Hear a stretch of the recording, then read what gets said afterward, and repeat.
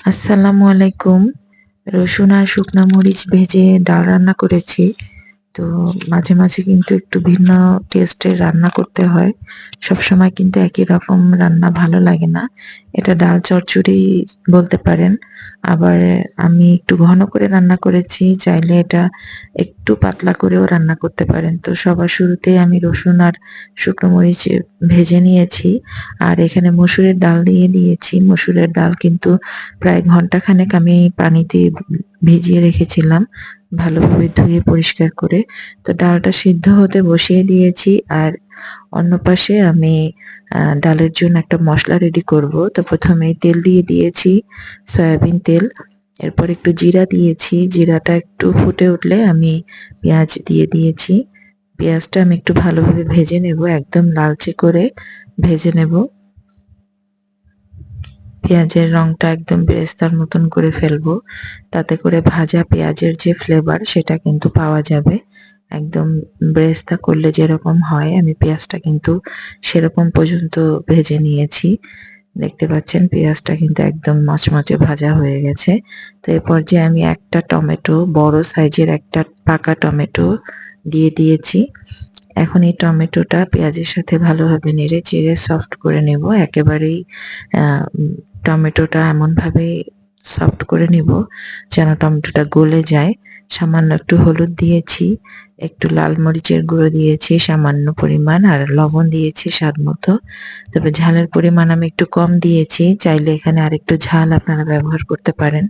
আমার বাসায় যেহেতু বাচ্চারা খাবে, সেজন্য আমি একটু ঝাল কম দিয়েছি। ডালটা সিদ্ধ হয়ে গেছে। ভাজা শুকনো মরিচ আর রসুনটা আমি একটু আধ ভাঙা করে ডালের সাথে মিশিয়ে দিয়েছি। এটা রসুন আর শুকনো মরিচের ভর্তাটা ঠিক যেরকম ভাবে করে আমি সেরকম ভাবে বাটনার মধ্যে একটু ডলে নিয়েছি। তারপরে এটার সাথে মিশিয়ে দিয়েছি। এরপরে আমি যে মসলাটা ভেজে নিলাম পেঁয়াজ, টমেটো, হলুদ, মরিচ, এই মসলাটা আমি আবার ডালের ভেতরে দিয়ে দিয়েছি। মসলাটা ডালের সাথে খুব ভালোভাবে মিশিয়ে নিব। ডালটা খুব ভালোভাবে সিদ্ধ হয়ে গেছে। একটু আস্ত, আস্ত আছে, একটু ভেঙে গেছে। একটু গলানো, একটু আস্ত এমনভাবে রেখেছি। যেহেতু আমি এটা ডাল চচ্চড়ি করব, একদম পাতলা করে গলিয়ে ফেলবো না, মিলিয়ে ফেলবো না। আপনারা আপনাদের পছন্দ অনুযায়ী রাখবেন।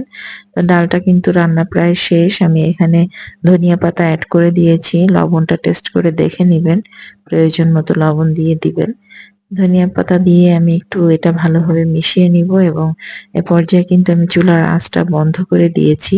কারণ ডালের যে তাপ আছে তাতেই কিন্তু ধনিয়া পাতাটা সিদ্ধ হয়ে যাবে। ধনিয়া পাতা দেওয়ার পরে অতিরিক্ত হিট দিলে কিন্তু পাতার যে ফ্লেভারটা থাকে সেটা কিন্তু নষ্ট হয়ে যায়। আর এখন একটা তড়কা রেডি করব, সেটা দিয়ে দেওয়ার জন্য আমি কিন্তু এখানে ঘি ব্যবহার করেছি। প্রায় ১ টেবিল চামচ ঘি দিয়েছি। ঘি আর আদা কুচি দিয়ে আমি এটা রেডি করব। তো আদাটা একটু ভালোভাবে ভেজে নিয়েছি, দিয়ে দিয়েছি কাসুরি মেথি।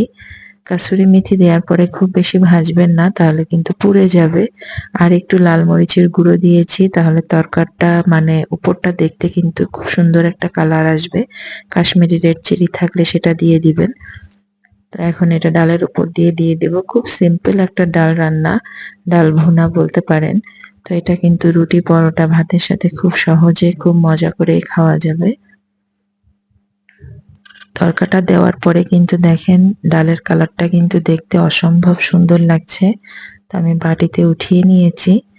কালারটা দেখে কিন্তু খুবই পছন্দ হবে, যেকোনো মানুষেরই পছন্দ হবে। বিশেষ করে সবশেষে যে ঘি, আদা কুচি আর কাসুরি মেথি সমন্বয়ে যে তড়কাটা দিয়েছি, এটা কিন্তু খুব ফ্লেভার একটা তড়কা। এটাই ব্যবহার করতে হবে। ঘি অবশ্যই দিতে হবে, তাহলে কিন্তু এরকম একটা ফ্লেভার আসবে। আর কাশ্মীরি রেড চিলি ব্যবহার করলে এরকম একটা কালার আসবে। আশা করি সবার ভালো লেগেছে। আল্লাহ হাফেজ।